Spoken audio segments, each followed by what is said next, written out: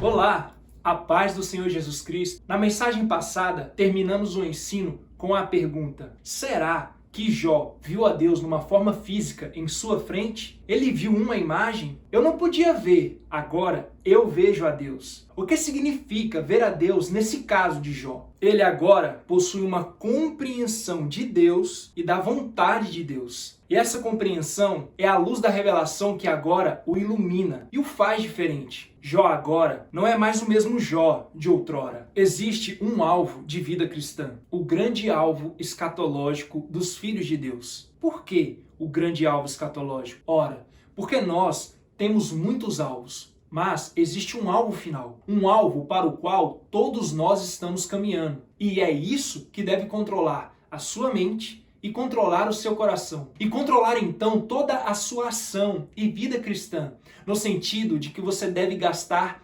todos os seus esforços e aplicar todo o seu tempo possível e todo o seu ser na busca para alcançar semelhante experiência, para que se cumpra o que está escrito em Mateus capítulo 5, versículo 8. Os limpos de coração verão a Deus. Ou seja, chegarão a uma compreensão da verdade tão clara e tão límpida que terão então como consequência imediata e final a transformação do seu ser, totalmente, plenamente novo homem, uma nova humanidade, uma nova vida. O apóstolo então diz: considero todas as coisas como refúgio para ganhar a Cristo.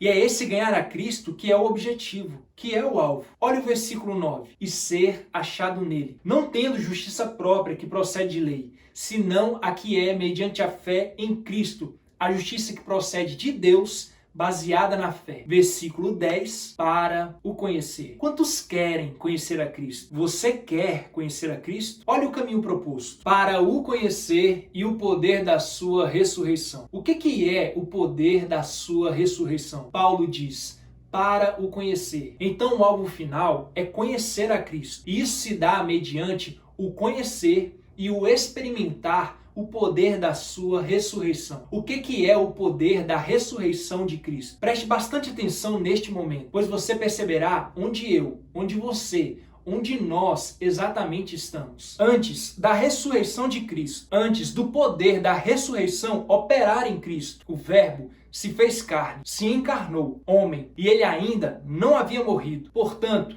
então nesse caso, você olha para o Cristo encarnado e ele está em força ou está em fraqueza? Em fraqueza. E ele está sujeito a tudo, inclusive ao pecado. Não estou dizendo com isso que ele tenha pecado. Ele não cometeu o pecado. Entretanto, ele foi tentado em todas as coisas, porque o maligno sabia que era possível que ele pecasse. Mas ele não pecou. Ele venceu inclusive o pecado. Mas todas as tentativas do maligno eram para exatamente levá-lo a ser derrotado. Como foi o primeiro Adão, o primeiro homem lá no Éden. E não somente nesse aspecto espiritual, mas sujeito às fraquezas físicas. Quando ele diz: a minha alma está angustiada até a hora da morte. Isso reflete a fraqueza psíquica da sua humanidade, ou na sua humanidade. Ele teve febre, frio, foi golpeado, sentiu dor, a fraqueza da carne. E o maligno tentando, por meio das fraquezas, alcançar uma fraqueza espiritual para fazê-lo pecar, o que não aconteceu. Mas o Cristo encarnado está cheio de fraquezas. Ele venceu todas elas. Mas e você também não está cheio de fraquezas? Olhe para a sua experiência humana por um momento. Pense um pouco, considere. Vamos deixar de lado todas as máscaras, todas as capas que nós usamos, as máscaras sociais. Porque quando saímos para a rua, antes de sair de casa, colocamos a nossa máscara social. Porque lá na rua as pessoas não poderão saber exatamente quem somos. Afinal, o que fazemos dentro de casa, só Deus e a família sabem. Nós estamos cheios de fraquezas. E é por causa dessas fraquezas é que estamos do jeito que estamos. Cheios de angústia, cheios de sofrimento. Famílias dilacerando, acabando, se destruindo. Nós estamos nos mordendo uns aos outros, apelando uns com os outros, se destruindo e destruindo. Uma vida derrotada. Não é uma vida cristã derrotada, não. É uma vida humana derrotada. Não é sem razão que muitas igrejas que fazem campanhas estão lotadas, porque oferecem solução rápida. A proposta é: venha para a campanha tal e você vai melhorar nisso. Deus vai fazer aquilo. As coisas vão melhorar naquilo outro. Tudo é placebo. Placebo do diabo. Irei explicar o que é placebo. Placebo é um tratamento que não possui nenhuma ação contra um sintoma ou uma determinada doença. Entretanto, muitas vezes leva o paciente à cura. Placebo, do latim placere, significa agradar. São tratamentos que não possuem nenhuma propriedade farmacológica e, consequentemente, não atuam diretamente nas doenças. Darei um exemplo. Existem dois grupos, o grupo A e o grupo B. O grupo A tomará o medicamento placebo e com isso se espera que não apresente nenhuma melhora, enquanto o grupo B tomará o medicamento real, devendo apresentar uma melhora substancial, representando assim a eficácia terapêutica de um novo fármaco. É muito importante que o grupo A, que está usando placebo, não saiba que aquele medicamento não levará à cura. Sendo assim, ele deve acreditar que aquilo é um medicamento com efeitos curativos comprovados. Apesar de ser uma substância sem ação específica sobre uma determinada doença,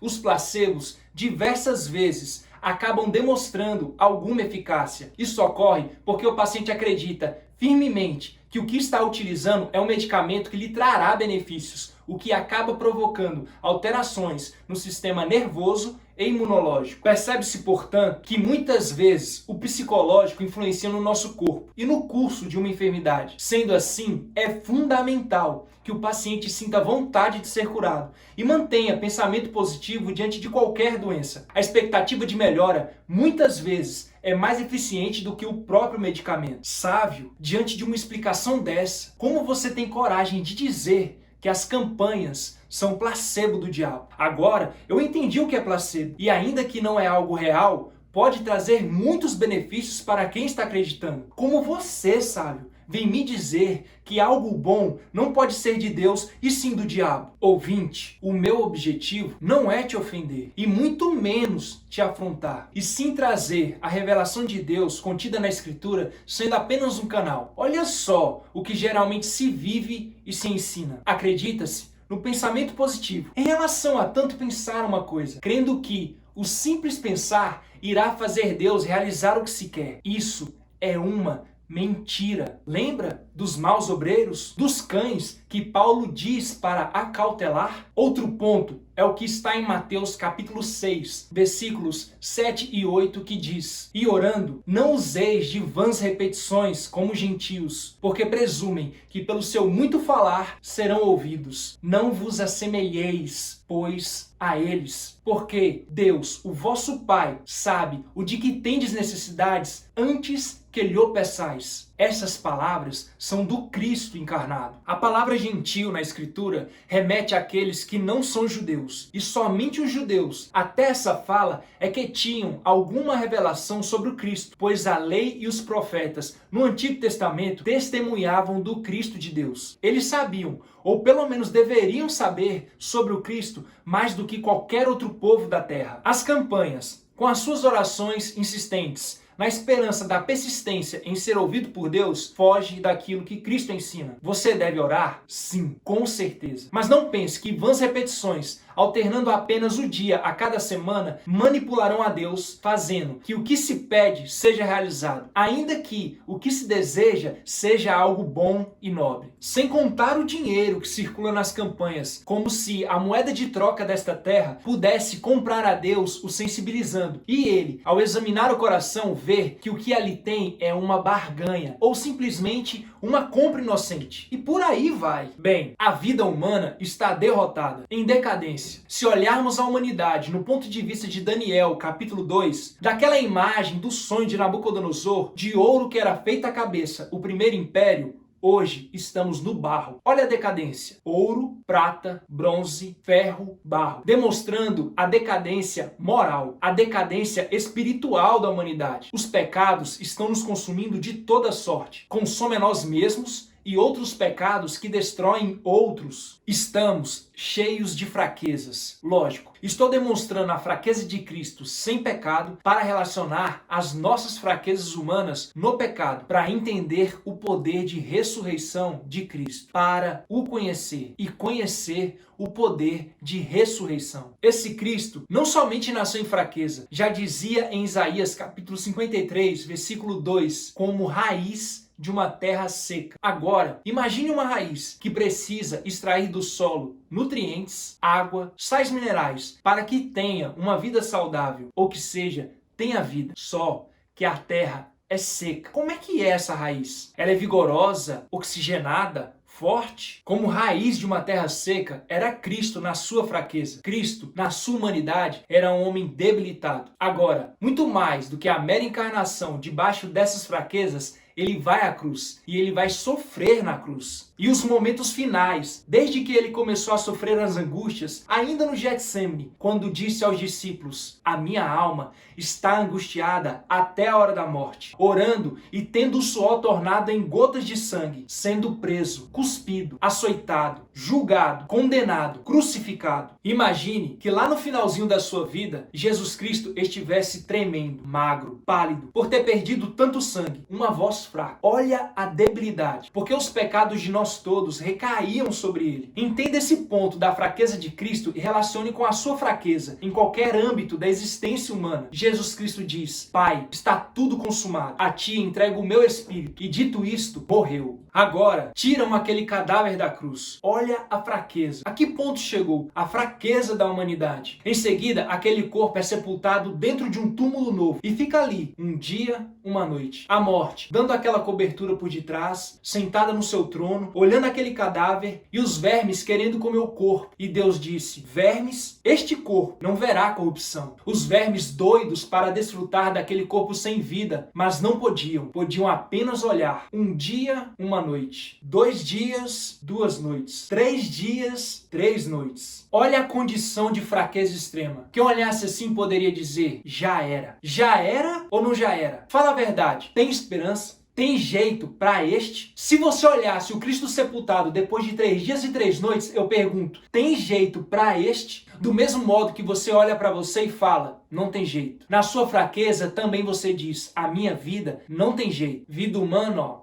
Mas 3 dias e 3 noites depois, o espírito de santidade e de poder começou a permear aquele corpo em fraqueza. É o poder da sua ressurreição. E foi permeando e tirando toda a morte, toda a fraqueza, toda a fragilidade e transcendendo aquele corpo físico num corpo de glória, num corpo de poder. E agora, esse Cristo ressurreto, esse poder de vida de ressurreição o elevou, não somente da terra, como está escrito em Efésios capítulo 1, versículos 20 ao 22, mas o elevou aos mais altos céus e o fez assentar nos lugares celestiais, acima de todo principado e potestade e domínio e poder e de todo nome que se possa referir não só no presente século, mas também no vindouro. E Deus, o Pai, pôs todas as coisas debaixo dos pés de Cristo e para ser o cabeça sobre todas as coisas, o deu à igreja. Esse Cristo é um Cristo intocável por qualquer fraqueza humana. O pecado sequer pode aproximar-se. A fraqueza, a dor, a angústia, a miséria, as lágrimas, o luto, nada pode tocar esse ressurreto. Então é dito que nessa caminhada Saulo vinha bem, começou bem, hebreu de hebreus. 8 dias depois, circuncidado, melhor ainda, estuda na escola de Gamaliel todo o conhecimento da lei e dos profetas. Aos 12 anos já podia recitar a lei, inclusive a Torá. Logo começou a fazer as suas viagens, conhecer a sua terra de origem. Do seu nascimento, Roma, tornou-se um cosmopolita, um homem do mundo, conhecedor de várias línguas, de várias culturas, um homem transcultural, grande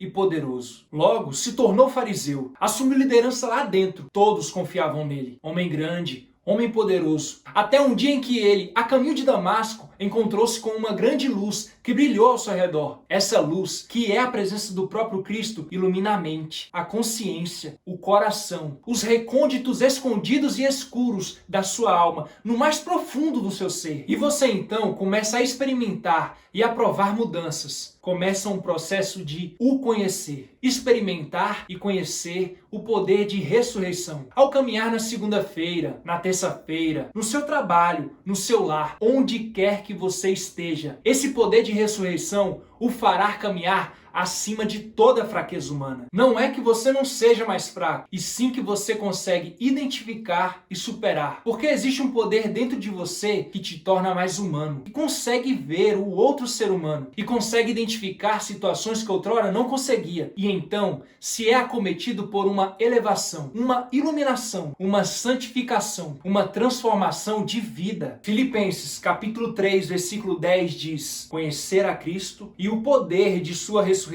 e a comunhão dos seus sofrimentos, conformando-me com ele na sua morte. Ora, estava falando de poder de ressurreição, agora vem falar de morte? Conformando-me com ele na sua morte? Porque esse processo de edificação, geração, produção do novo homem é um processo de desconstrução. Na medida em que você experimenta e se une a Cristo na sua morte, vão sendo destruídos os velhos sentimentos, o velho olhar egoísta, a avareza, aquelas coisas mesquinhas do velho homem. Essas coisas carnais vão sendo destruídas e sendo edificada uma nova vida, uma nova pessoa, de maneira que um dia então nós teremos o coração limpo. Pense um pouco comigo. Bem-aventurados os limpos de coração. Por que os limpos de coração são bem-aventurados? Ora, porque eles terão o resultado disso, uma recompensa. E o que vai acontecer? Eles verão a Deus. E os que não tiverem corações limpos? Hebreus capítulo 12, versículo 14. Sem santificação, ninguém verá o Senhor. E muitos leem a Escritura com aquele olhar completamente carnal, material, humano, pensando: com a santificação eu irei chegar lá no céu